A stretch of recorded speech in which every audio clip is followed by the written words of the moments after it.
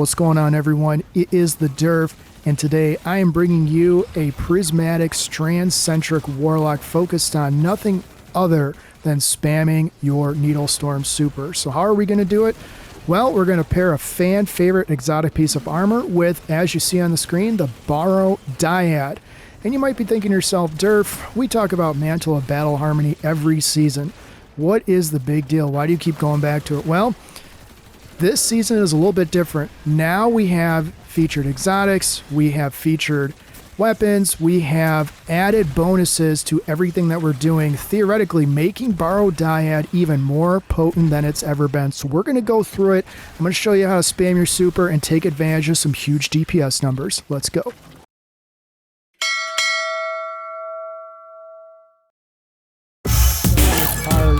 Strand super spam build. We of course are going to go with Needle Storm. After embedding themselves in the environment, the needles will reweave into a host of threadlings. Threadlings you create will return to you and perch if they can't find any nearby targets. Damaging targets with your weapons or melee will send out perched threadlings to attack. Still one of the best instant DPS supers that Warlock has to offer. Probably only Nova Bomb and maybe Song of Flame can regularly do more damage than Needle Storm, but Needle Storm is still a very good super overall. For abilities, we're going to go with Phoenix Dive. I prefer the Burst Glide. We're also going to roll with Arcane Needle for its stacking melee potential. In this instance, I'm going to go with Storm Grenade for the grenade ability. We could spec fully into Strand and go with the Threadling Grenade, but the Arc Grenade collectively has more damage when you throw it overall than any of these other ones.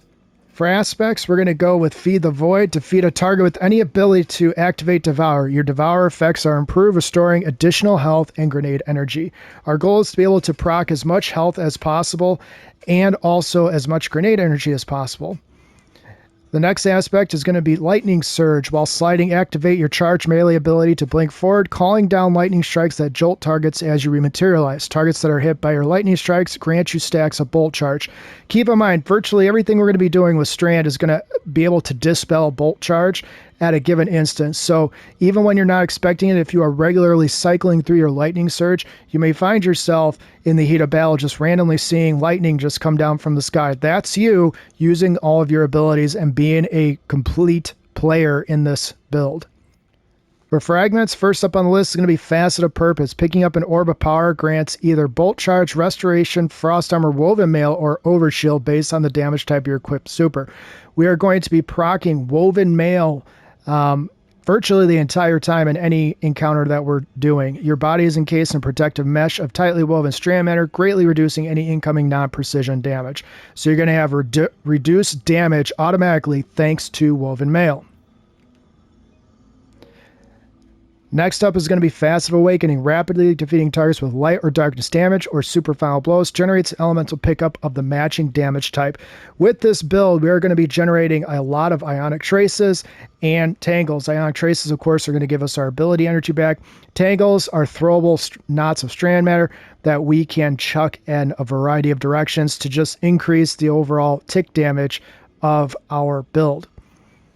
Next up is going to be Facet of Sacrifice. While you have an Arc, Solar, or Void buff, ability final blows grant bonus Darkness Transcendence energy. We're not really going to have a problem proccing Transcendence, but if you were having a problem, you could swap out Facet of Sacrifice for Facet of Courage if you really wanted to, but it doesn't really matter. Next up is going to be Facet of Balance. Rapidly defeating targets with light damage grants melee energy. Rapidly defeating targets with darkness damage grants grenade energy. We're going to have a lot of grenade energy coming our way with our Strand weapons. However, using Lightning Surge and our Arc Grenade, we're going to be able to regenerate melee energy, virtually just as easily, plus our light energy weapons of choice as well.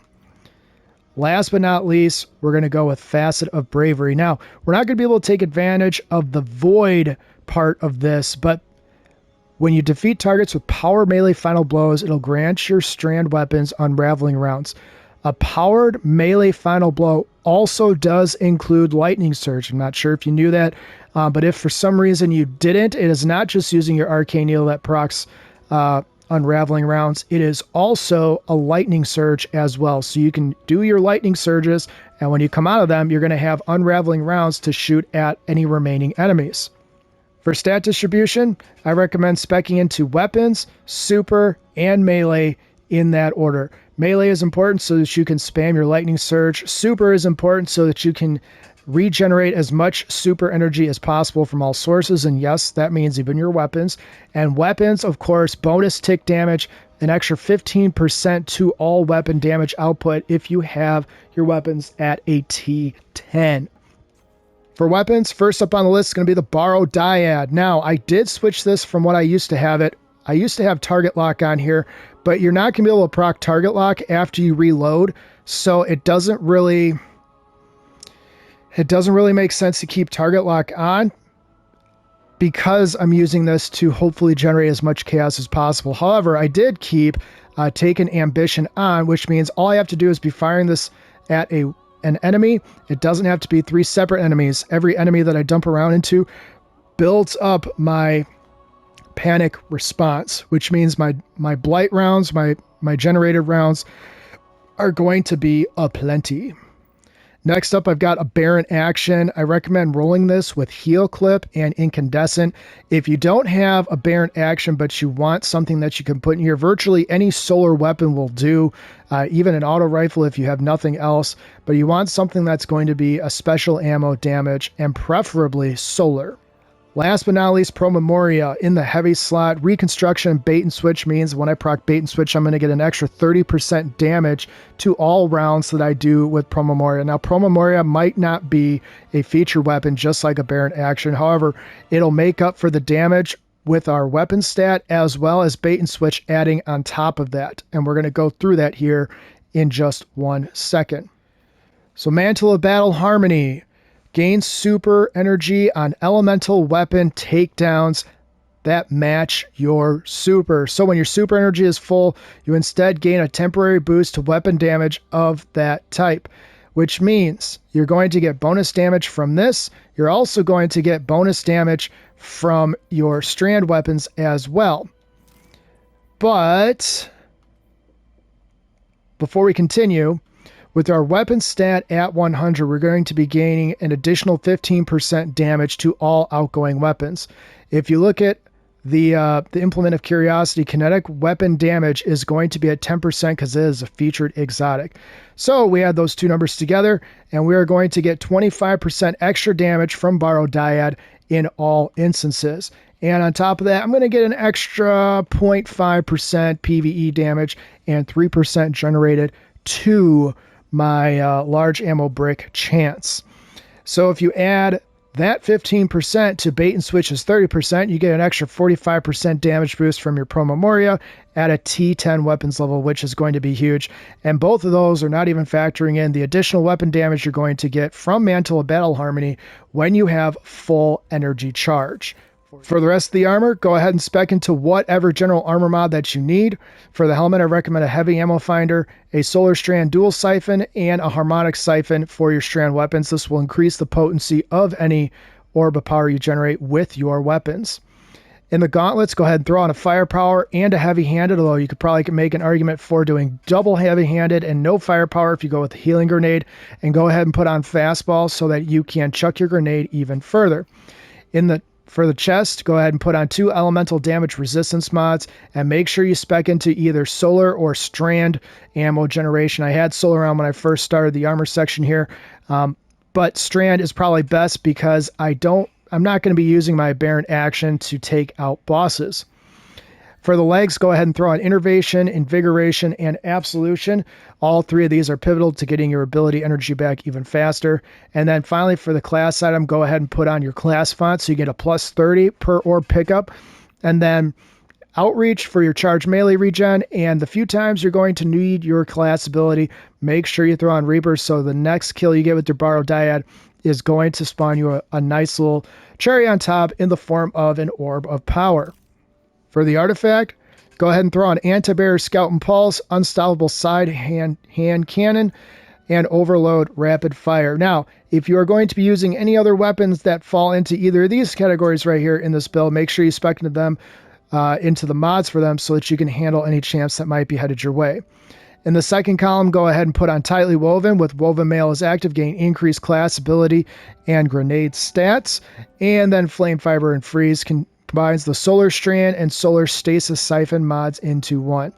In the third column, it was pivotal to put on Reciprocal Draw if you're running a Baron action, and Refresh Threads because it's going to grant you energy to your least charged ability, which theoretically you won't have many least charged abilities because they're all going to be constantly refreshing very quickly. In the fourth column, go ahead and put on Elemental Coalescence so that you have a chance to create elemental pickup matching your equipped super with any weapon takedown. Elemental Daze, stunning a champ with an elemental weapon creates an elementally aligned explosion, applying a matching elemental debuff to them and nearby targets. And Threaded Blast, destroying a tangle with strand damage increases the radius of the explosion and its damage. In the fourth column, I go back and forth on whether or not I want Elemental Overdrive or if I want Tangled Web, but Elemental Overdrive is just nicer when you're using something like the Borrowed Dyad. If I was using like Rufus Fury or Quicksilver Storm or something like that, I probably would put on Tangled Web just so that I could suspend more targets, but I want increase in damage to my Borrowed Dyad on top of already having increased damage to my Borrowed Dyad when I activate my Panic Response rounds. Shield Crush is a mainstay with pretty much all my builds. While you have Woven Mail, your melee is going to recharge faster, and while we are amplified or radiant, our grenade is going to recharge faster, and both are going to deal increased damage. But you can let me know in the comments if you think Elemental Overdrive is better or worse than Tangled Web in this instance. So that is the build. One of the reasons I think you should try this build is Mantle of Battle Harmony has been a staple in a lot of Warlocks' lives for a long time.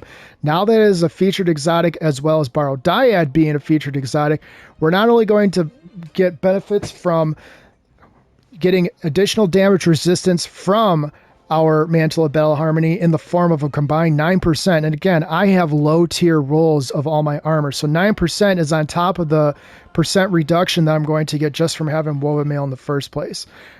When you add all those things together, plus the absurd amount of damage you can put out with Borrowed Dyad and the extra 30% you can roll with Pro Memoria, you have a very good chance of being able to tackle virtually anything that comes in your way. The only thing you really have to be conscious for is champs. So if you are going into a situation where you have all three champs, you may have to make some decisions on what you want your build to feature. But for general gameplay, for leveling up your character, for being able to spam your super, this is as good as any build that you can come up with Mantle of Battle Harmony. And oh, by the way, once you max out your super, you get additional damage for all of your strand weapons, which means that's additional damage on top of the 30% for Pro Memoria, and additional damage on top of the extra 10% for Borrowed Dyad. And that, of course, doesn't even factor in the 15 you get just from having your armor set to a higher tier. So if you did find anything helpful in this video, please consider liking and subscribing. If you know a guardian out there who's looking for a way to incorporate Mantle of Battle Harmony with their strand weapons and wonders if they're going to be able to make a case that this can be a viable build in a lot of different situations, go ahead and send this video with them, please, or send them my way. My goal is to help as many people as possible. As always, I will have a dim link in the video description, and if by chance you are looking for a non-toxic gaming community, I highly recommend jumping into my Discord. Everyone is going through the motions, going through the power grind, going through Pinnacle Ops. Of course, we're all dealing with Solstice right now, and all of those things. And so it's just nice to have someone to pal around the galaxy with. You know, everyone eventually needs a team to do things, and the group that we have started putting together inside of my Discord is very, very friendly, very low-key, very just willing to help others in a selfless manner, and of course, no toxicity. So those of you that have been part of toxicity or been part of toxic groups or whatever, there is none in this one. And shout out to my Discord members for making it what it is. I wouldn't be able to call it a non-toxic gaming community without your constant policing and making sure that you guys are welcoming every single person that comes in there. So thank you guys.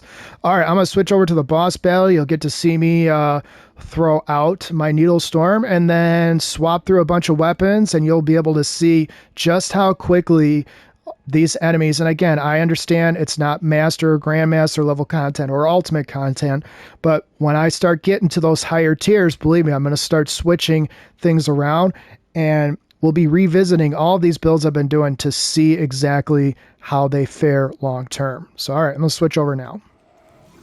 So Mantle of Battle Harmony, certainly not a piece of armor that has ever been forgotten by any, warlock out there. People have been looking for ways to spam their super since literally day one of this game. But the difference is that in day one of this game, we didn't have the ability to go above 100 level stats and have there be any benefit. Add to that the fact that there's now featured exotics, which never used to be a thing. Add to that the fact that now we can have a weapons stat as part of our armor, thereby giving us, more of a reason to, build into weapons, build into armor, build into DPS, etc., etc. And Mantle of Battle Harmony, I mean, it's just the tip of the iceberg. True, I didn't have to go through all the different elements in a various prismatic way to, showcase what Mantle of Battle Harmony can do for every element. If you've seen one, you kind of understand the premise. The difference is this idea of the damage potential from each one of these builds. And Borrow Dyad, when Borrow Dyad first dropped, I arguably made a case that I didn't like it. And, it obviously grew on me, it grew on everyone. But now it's like, wow, a Mantle of Battle Harmony is the featured exotic, one of them right now. I wonder what other featured exotics are going to be in the future. And I personally can't wait because I know I'm going to be making builds with them too. Anyways, I appreciate the support. I will see you guys next time. Hopefully you liked the video. Take care.